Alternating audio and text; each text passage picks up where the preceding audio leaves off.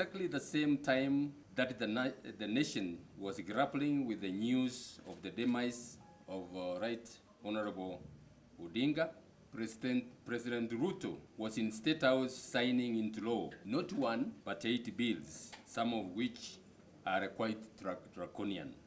President Ruto has lost legitimacy to continue to lead our beloved country. A president who does not have any regard for the constitution under which he governs has no legitimacy to continue governing this country.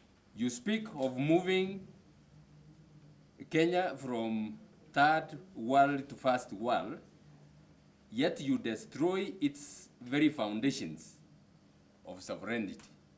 Fellow Kenyans, in this period of pain, of sorrow, and of hurt, we once again send our deepest condolences to Mama Ida Odinga and the entire family of the Right Honorable Raila Odinga, as well as the Kenyan people, on the demise of our icon, a Pan-Africanist and a fighter for social justice. Fellow Kenyans, at exactly the same time that the nation was grappling with the news of the demise of Right Honorable Odinga, President Ruto was in State House signing into law not one but 8 bills, some of which are quite draconian.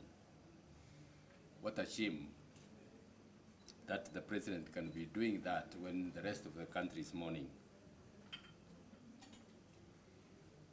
The bills include the Computer Misuse and the Cybercrimes Amendment Act, the Privatization Act,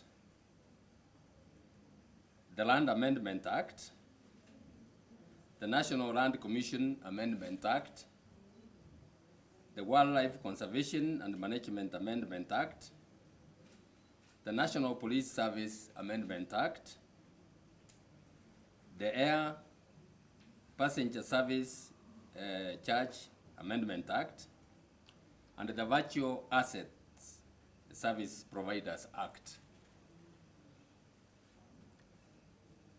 We have carefully reviewed these bills approved by the National Assembly and signed into law by Ruto.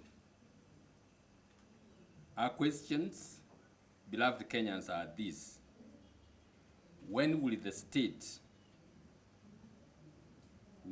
Kenyan state decide to work for its people? How dare the executive and the National Assembly boldly betray the nation and our sovereign will? Today, we'll focus on 2 of these acts and amendments touching on our freedoms and sovereignty.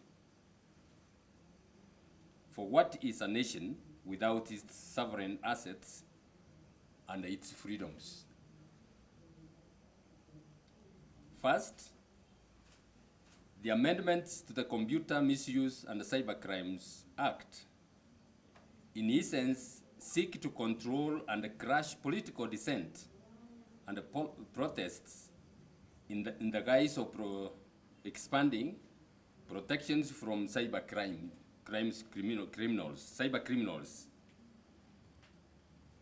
It is not lost to us that in June 2024, when Kenyan youth rose up against the finance bill, President Ruto labeled them criminals and terrorists.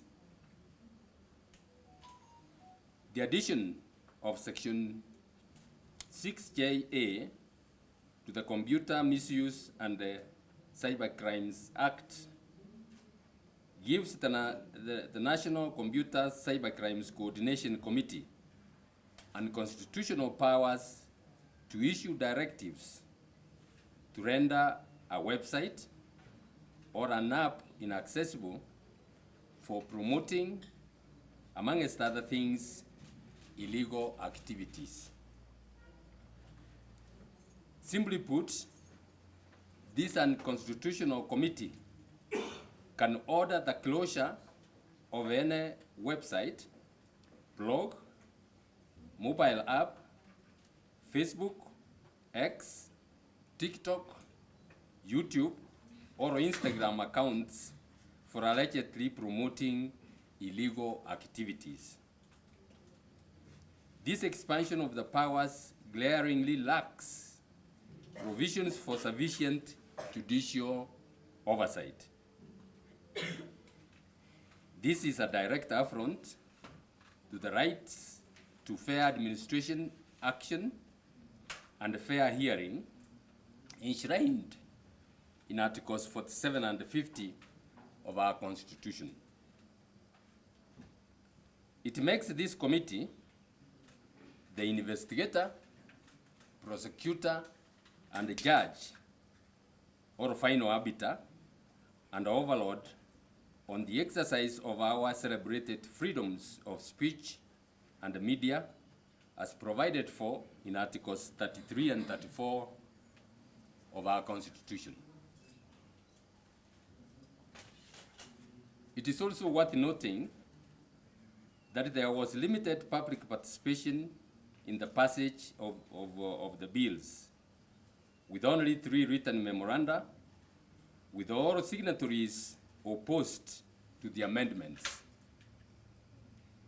Unsurprisingly, a majority of the MPs yet again ignored those views that they received, even from the relevant ministry.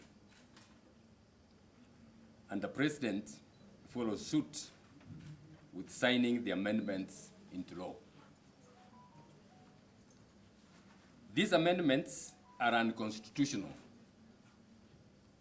They are null and void. And this confirms my assertion that President Ruto has lost legitimacy to continue to lead our beloved country. A president who does not have any regard for the Constitution under which he governs has no legitimacy to continue governing this country. We shall not allow the freedoms and the rights of free speech, media, fair hearing, and fair administrative action to be buried silently with Right Honorable Raila Odinga. We are aware that efforts are underway to seek immediate legal redress. We fully endorse those efforts and will render our full support.